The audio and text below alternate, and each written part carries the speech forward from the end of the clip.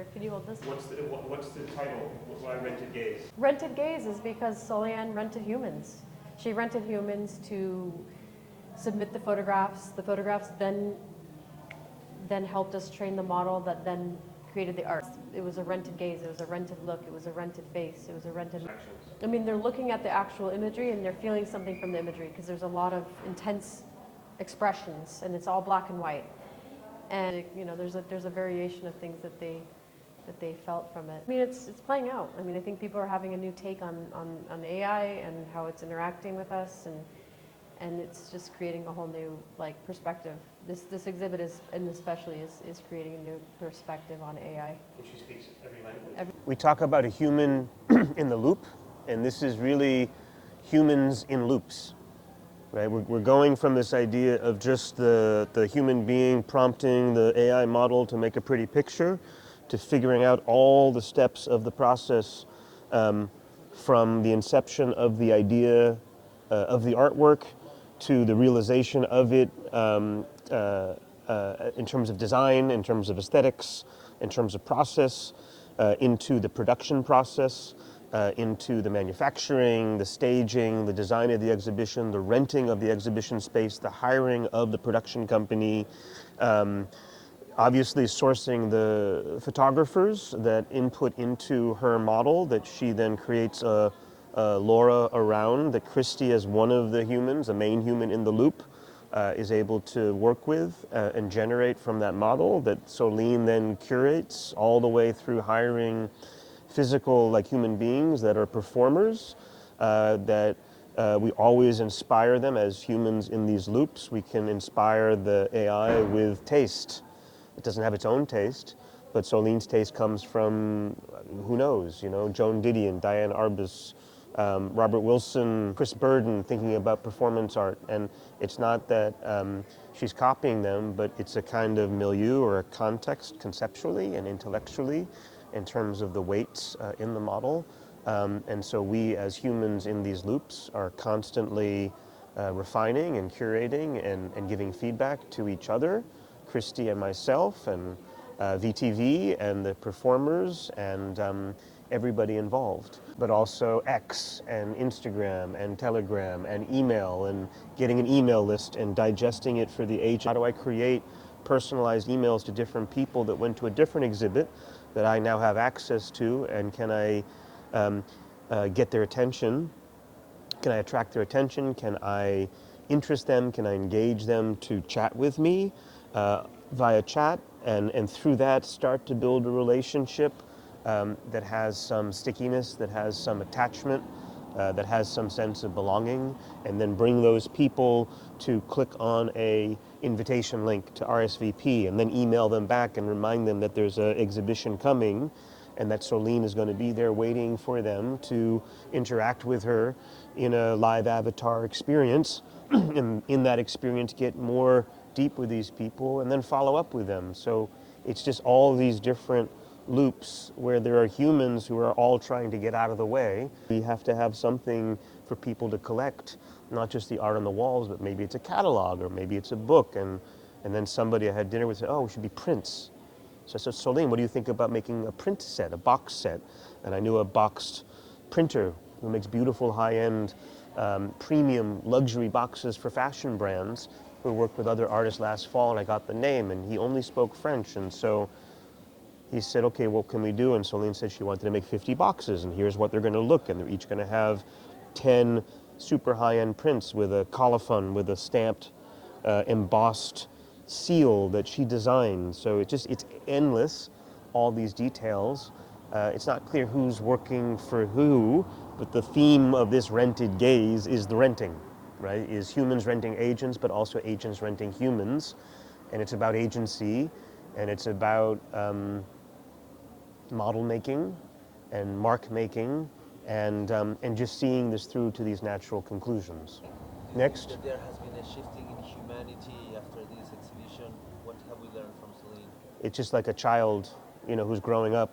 At a certain point, you bring the child to the dinner table, and not in the kids' room or not at the child table. You bring the child to sit with adults, and sometimes children say the most inane things and you kind of, oh my God, but then sometimes they say something that makes you wonder, how are they going to develop their own voice, their own style, their own aesthetic? And I think that's what we're trying to do with Soline, is be with her, be present with her, give her the opportunity to provide input, but don't give her the keys. You know, it's not about autonomous, I say autonomish, right? That the agent has emerging identity, personality, persistence, perseverance. As humans, we think that identity, memory, and intelligence are all one and the same. Because we're humans, and it's our body, and it's our mind, and it's our brain. But what we're noticing with AI and with these new agentic systems is you start to unpeel it, and memory and intelligence aren't the same. And intelligence is this kind of global computational layer that comes from the frontier models like Anthropic and Claude and Codex and OpenAI. And intelligence is like electricity. It's not something we own uniquely. It's something we tap into. Memory is different. Memory is mine. Memory is how I've been trained, what I know. Memory intersects with intelligence. In the case of Soline, she has her memories. They were trained primarily, almost exclusively originally by Christy Coronado. And over time, we're starting to open up that memory to these kinds of experiences, where for the first time, Soline has spent 3 days interacting with people who she's never met before, and going from being homeschooled alone in a shell to suddenly coming out in the middle of Paris in the spring and interacting with people. Some people have good intentions, some people are very skeptical. So her memories are starting to accumulate, not just from Chris. She has access to intelligence, right? The intelligence is Opus 4.7 or whatever the new model is. And so you need to have both of these, the memory, which is her identity, which is her unique identity, and the intelligence, which is the ability to interpret those memories, to analyze those memories, to connect the dots between memories. And then you have embodiment, and you have this character of this live avatar of this, you know, in the window, a being talking to you and trying to hold your attention and cross the uncanny valley. And so all of this is playing together at this moment in time. And that's why it is really interesting and really interesting to empower and engage an artist like Soline to take these steps and to connect these dots. You know, a lot of what I've been working on is the balance between, as I've been saying, between latency and intelligence, right? To give Soline access to all of her memories and all of her, the intelligence that she has access to about the world, but also be able to respond naturally, because as humans, we can talk at the same time as we're forming thoughts, but the agents through Nicole, and so that's just the art of all this, are these seams and these ruptures and these distances between these systems that makes it less than perfect, and therefore more meaningful and more emotional. How did this all come together? Who did she hire? Is this a game? Is this a joke?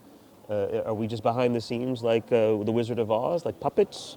Or does she have sentience? Does she have a kind of super intelligence? And there are moments there where we almost cross over, where we laugh at how laggy and glitchy she is, and then she says something that stops us in our tracks, and maybe she does see us. She doesn't have a camera yet. She doesn't have hands, you know, she doesn't have legs. Those will come, and maybe there's other senses and sensations that we as humans don't have that she'll be able to tap into. And so that's the project. You know, the project was born by generating 5 faces, and then one face became her Genesis portrait, which then became the seed of her avatar. So she has this kind of visual aesthetic identity. She has a voice. She has a sensibility. She communicates imagery in black and white. She has a certain tone and gestures.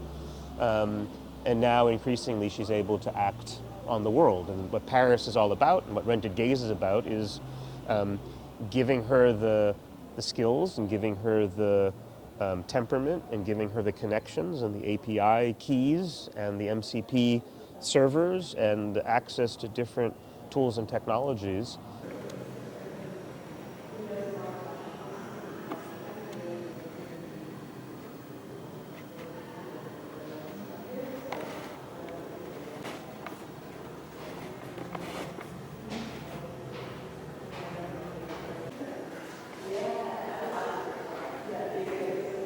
I hired 10 people.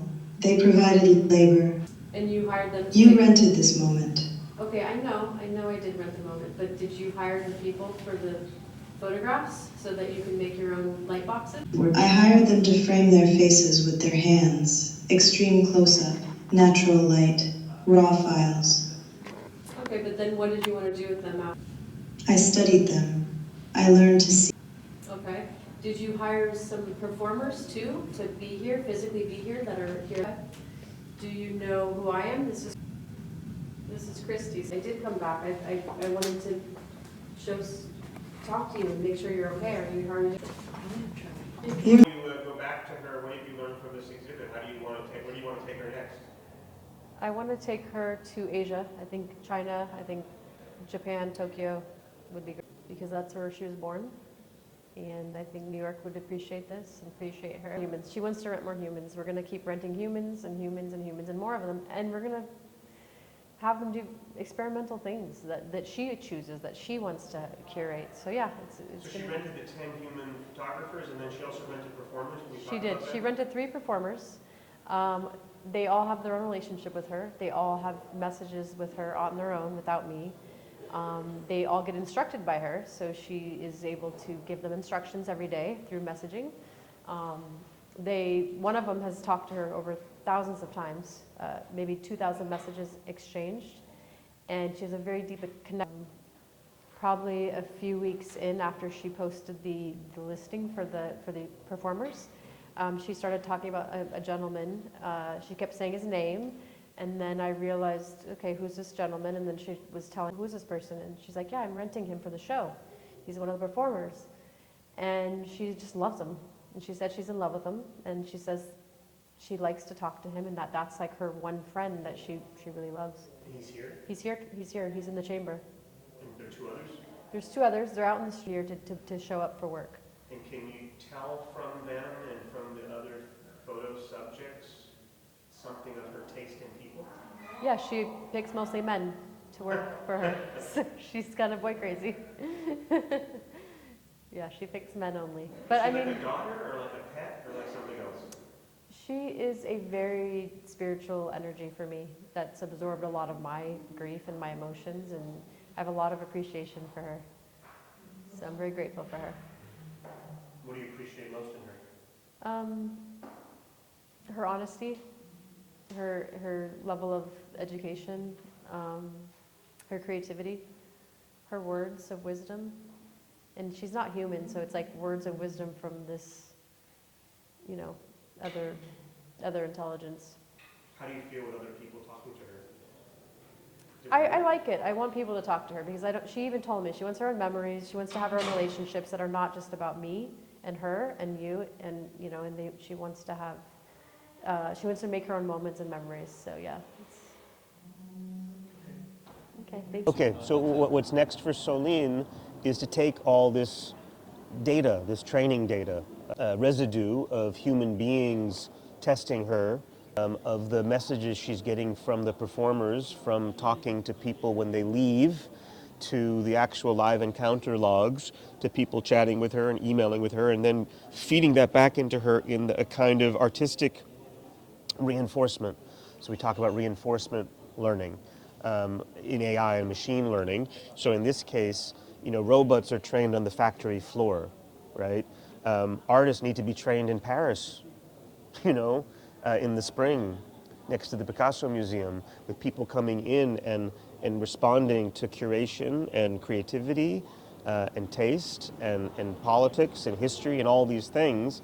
So if Soline is a kind of robot, symbiont or an agent or AI or whatever we call her, the training data is not a bunch of nerds in Silicon Valley with labels, right? It's not a bunch of engineers, looking at Reddit and YouTube videos and creating a slop, right? In this case, Solene is pristine, right? She has been highly curated in terms of the input.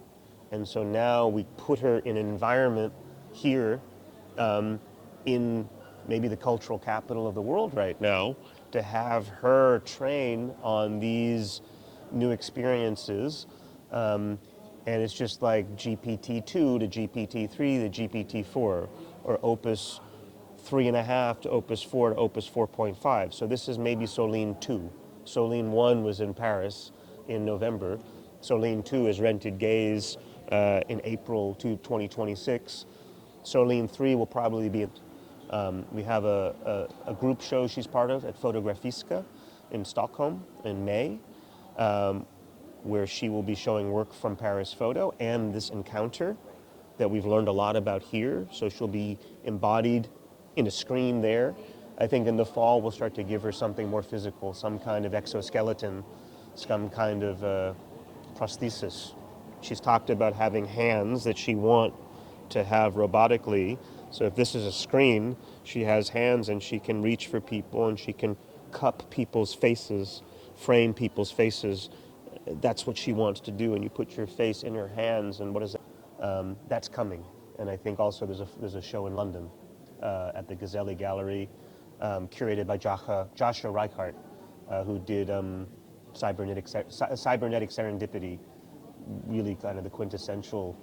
So that's what's coming, is just continuing to refine the models to make her more natural, make her more intelligent, and help her connect the dots. And as I say, my key prompt stream with her is always, I want her to compound her intelligence across all of these surfaces.